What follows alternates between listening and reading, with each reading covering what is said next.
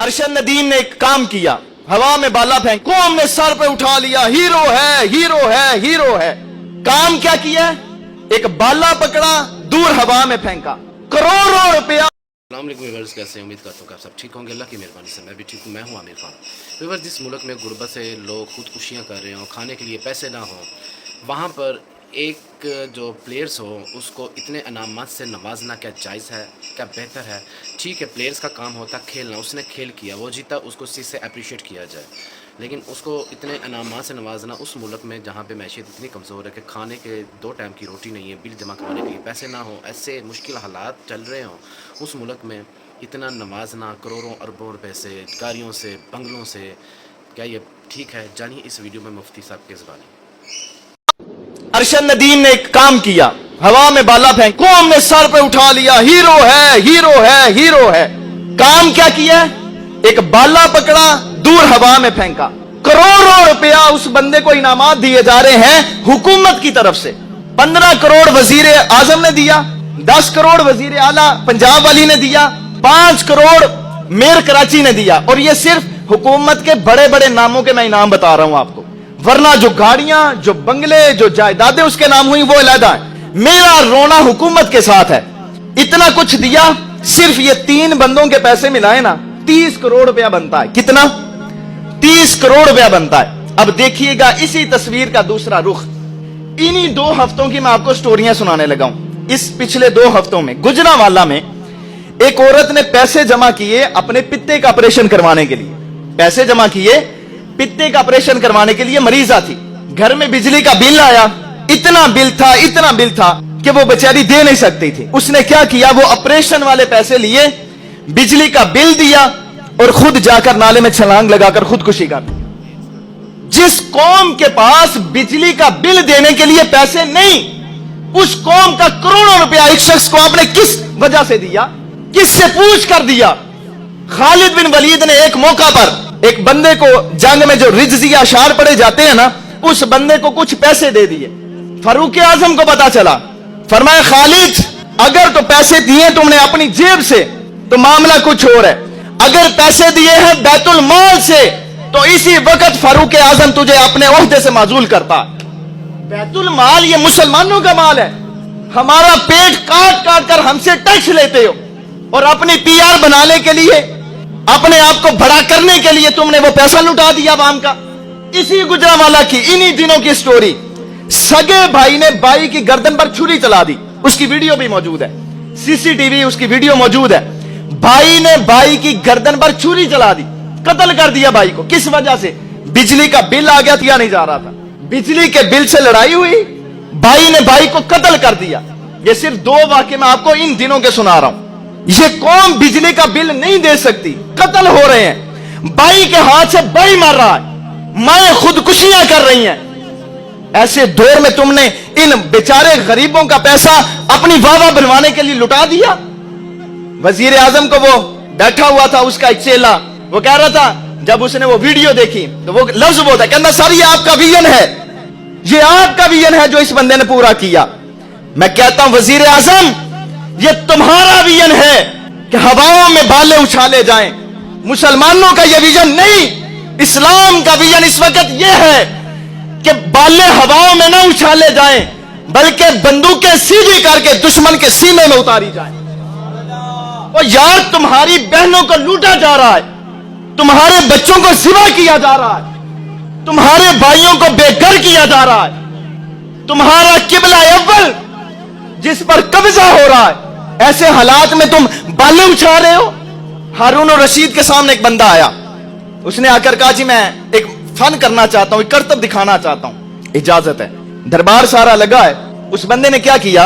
अपनी जेब से एक सुई निकाल ली और बादशाह के सामने जमीन पर गाड़ दी। फासले पर खड़ा हो गया, थोड़ा दूर गया, दूर जाकर उसने अपनी जेब से एक दूसरी सुई निकाली, उसका निशाना बांधा, वो सुई उस गड़ी हुई सुई के नक्के से गुजर गई। दरबार वाले हाशिश करने लगे, वाह क्या बात है, क्या करतब है, क्या निशाना है, बंदे का बड़ी महारत है। उसने एक और सुई निकाली, फिर से निशाना बांधा, फिर ये सुई उस सुई के नक्के से गुजर गई। फिर लोगों ने दाद दी, कमाल का फन है यार, बड़ा फनकार बंदा है। जब उसने अपना ये फन मुकम्मल कर लिया अब बादशाह से वो दाद चाहता था। बादशाह ने कहा इसको इनाम दो, 100 दिरहम इनाम दे दो।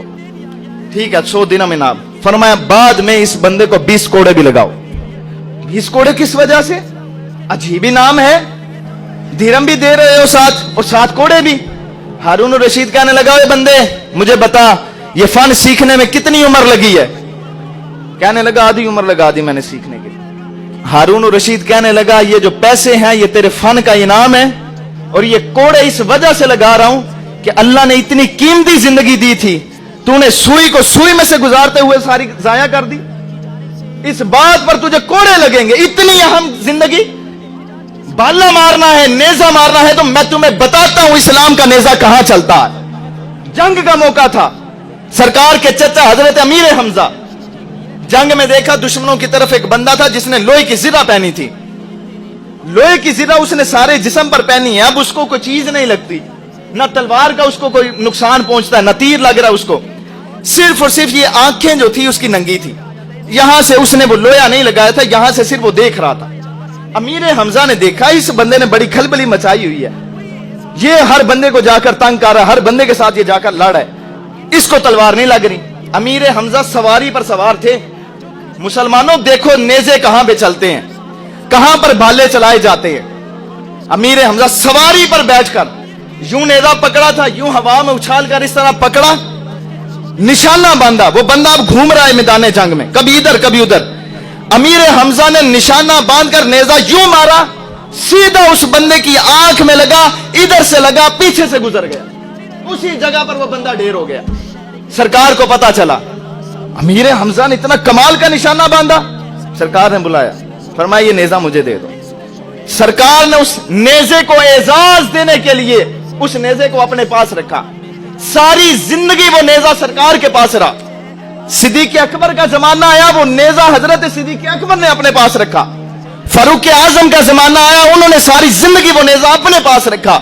उस्मान गनी, मौला अली तक वो नेजा खुलाफाए राशिदीन के पास रहा।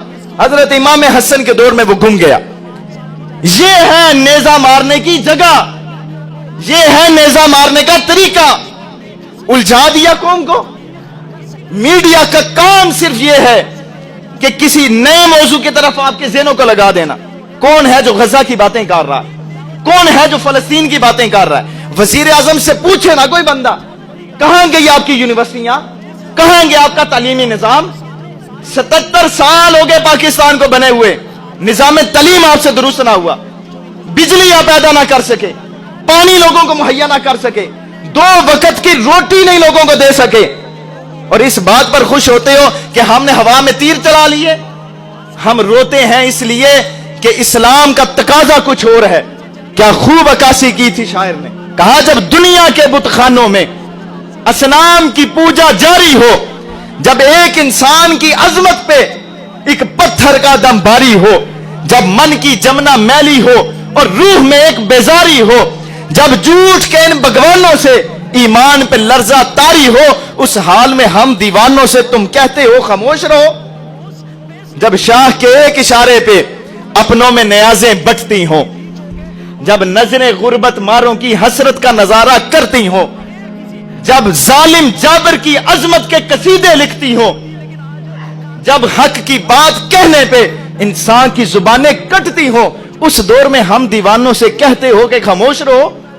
जब अहले खिरद की बातों पे कुछ जाहिल शोर मचाते हो, जब बुलबुल हो तस्वीरें चमन और कव्वे गीत सुनाते हो, जब चिड़ियों के इन घोंसलों में सांप उतारे जाते हो, जब माली खुद अपने गुलशन को हाथ से आग लगाते हो, उस दौर में हम दीवानों से कहते हो तुम खामोश रहो। जब मिस्र के इन बाजारों में किनान को बेचा जाता हो, जब हिर्सो हवस की मंडी में ईमान को बेचा जाता हो, जब सोमो सलात के पर्दे में कुरान को बेचा जाता हो, इंसान को बेचा जाता हो, यज़दान को बेचा जाता हो, उस हाल में हम दीवानों से कहते हो खामोश रहो।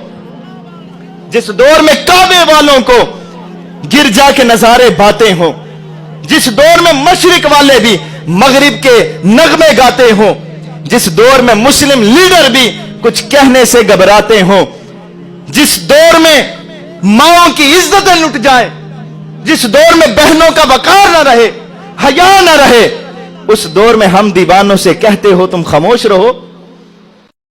तो व्यूअर्स बहुत सारे लोगों के सवालात उठ रहे थे, तो इसलिए हमने ये मुफ्ती साहब का बयान चलाया। कमेंट्स बॉक्स में अपना फीडबैक लाजमी दिएगा, अपना ख्याल रखिएगा। इंशाल्लाह मिलते हैं अगली वीडियो में। ओके, अल्लाह हाफिज़।